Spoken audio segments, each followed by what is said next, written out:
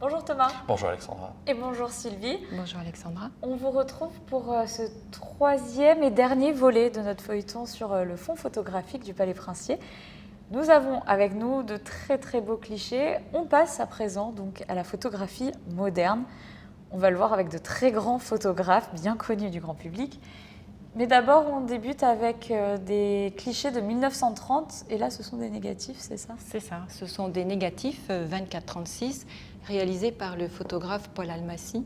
Paul Almasy est un grand reporter photographe qui a fait 5 fois le tour du monde, qui est un photographe qui ne fait que des sujets sociaux et qui s'est retrouvé en principauté vers 1939 jusqu'en 1945 où il a justement réalisé des clichés sur cette période-là.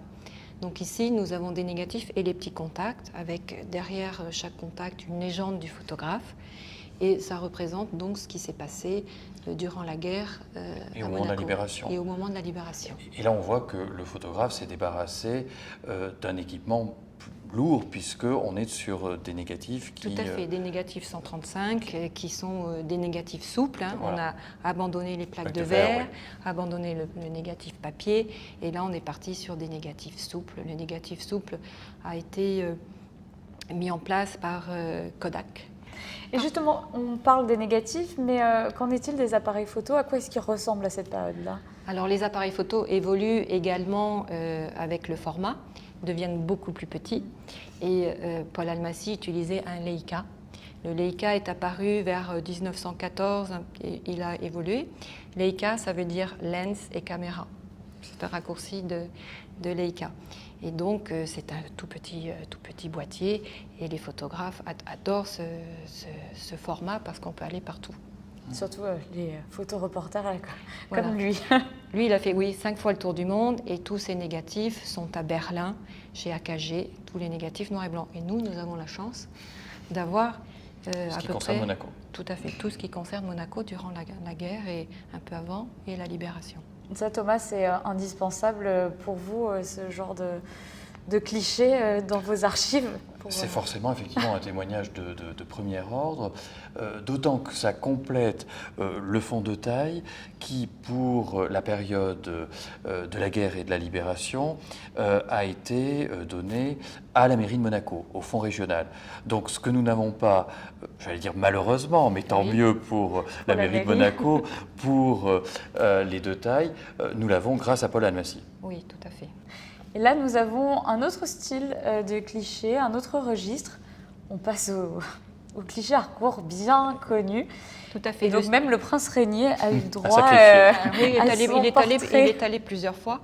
Là, on est dans les années 50, mais il est allé dans les années 40. Et le prince Albert également a eu son cliché Harcourt. Harcourt a été créé en 1934 à Paris. Et on les reconnaît forcément, ces photographies, par l'éclairage qui est utilisé soit sur la face, soit sur l'arrière du personnage. Et la signature, bien sûr, avec le H, qui est une signature que tout le monde connaît maintenant. Des photos en noir et blanc, exclusivement? Des photos en noir et blanc à cette époque-là, mais Harcourt maintenant fait de la couleur aussi. Et je crois qu'on peut aussi se faire portraiturer. Tout à fait. Oui, le commandé mortel maintenant. Voilà. Oui, on peut aller chez Harcourt faire faire son portrait. Exactement. Là, nous avons un cliché bien connu de la princesse Grace par un photographe qui était proche. Howell Conant a photographié Grace Kelly en 1955 en Jamaïque. Et c'est un portrait très connu de la princesse avec les cheveux mouillés sortant de l'eau. Et après, il l'a suivi ici en principauté. Alors, il l'a suivi en principauté, bien sûr, à partir de 1956, où il venait régulièrement au palais faire des photographies de la princesse et de la famille princière. Et on voit que la princesse également dans cette série de clichés, dans ce collector, on peut dire, de clichés de Howell Conant, on voit qu'elle aussi prend régulièrement l'appareil en main. Tout à fait. Et s'amuse à prendre des clichés. Elle aimait bien faire des photos, elle aimait les images, et Howell Conant travaillait avec un Rolleiflex, donc son appareil est ici, et on la voit souvent sur des photographies qu'elle a faites en reflet, où on la voit portant son Rolleiflex, le Rolleiflex de Howell Conant, et elle faisait de très belles photos. Ça, c'est quelque chose qu'on a déjà vu, Thomas, les princes et princesses de Monaco qui aiment beaucoup cet art, l'art de la photographie. Oui, depuis Albert Ier, on a des princes pionniers dans les nouvelles technologies et qui pratiquent eux-mêmes, effectivement. Non seulement ils se font portraiturer, mais ils jouent aussi avec l'objectif en étant eux-mêmes opérateurs. Et d'ailleurs, là, on voit des clichés juste à côté, donc on est bien plus tard. On passe quelques années.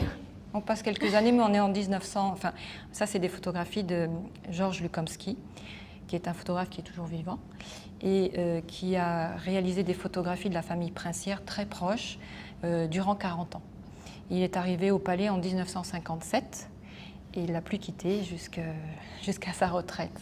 Et il a réalisé des photos vraiment très très proches, très très intimes des princes et de très jolies photographies.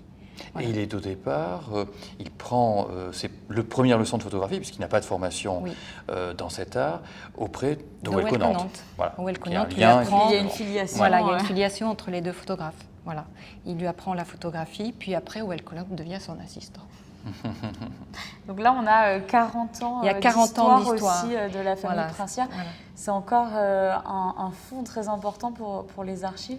Complètement. Oui, et qui est en cours. Effectivement, Georges Lukomsky travaille régulièrement avec Sylvie pour documenter ce fonds qui, sur le règne du prince régnier et de la princesse Grace, est effectivement un fonds fondamental et surtout avec la proximité qui a été la sienne. Donc non seulement on a des photographies dans l'ensemble des événements que l'on connaît, officiels, mais dans l'intimité de la famille princière. Lukomsky vivait au palais, donc dès que le prince avait besoin de photographies, Georges Lukomsky était présent pour faire les photographies. Là, on le voit avec celles-ci qu'on a sous les yeux, elles sont fantastiques et vraiment l'intimité des princes de Monaco, là, avec le prince Albert II et j'imagine la princesse Caroline et le prince Pierre, le grand-père. 3 générations. Tout à fait. Et puis il y a d'autres photographes qui viennent régulièrement en principauté. Oui, là nous sommes dans les photographies modernes. À partir de 1980, la photographie évolue, elle passe dans le monde de l'art, dans le marché de l'art. Et ça bascule complètement la façon de voir les photographies. Et les photographes doivent, s'ils veulent rester dans ce marché, signer leurs photographies, les numéroter et être cotés. Donc on arrive dans un autre niveau de photographe. Et nous avons ici Helmut Newton, que tout le monde connaît pour ses photographies érotiques, artistiques. Mais on a ici un très beau tirage du prince régné dans les jardins du Palais Princier en 1984 lors d'une réception. Tout à fait. On reconnaît le chanoine Benzo. Tout à fait, à côté du prince régnier. Ça, c'est une épreuve d'artiste. Elle est signée par le photographe. Elle n'est pas numérotée, mais elle est signée par le photographe. Signée, dédicacée. Signée, dédicacée. Et on voit d'ailleurs la boîte également qui l'accompagne, qui est également signée de Helmut Newton. Et derrière nous, nous avons 2 exemples aussi de la photographie contemporaine. Tout à fait. D'art. Exactement. Donc on a ici donc, un cliché de Jean-Daniel Dorieux, qui est un photographe de mode, qui a beaucoup travaillé en principauté et qui continue de travailler en principauté. Et ça, c'est un cliché qu'il a réalisé pour Vogue. Donc c'est un photographe de mode très, très renommé, très connu.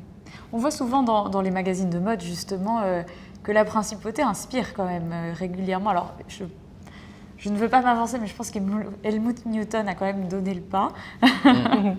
Mais régulièrement, on retrouve des vues de la principauté pour des campagnes publicitaires ou des campagnes de mode, de grandes maisons de couturiers. On peut, pour ce cliché de Howell Conant, je pense qu'il a inspiré un certain nombre de campagnes publicitaires et encore les plus récentes pour une grande marque de luxe qu'on ne citera pas.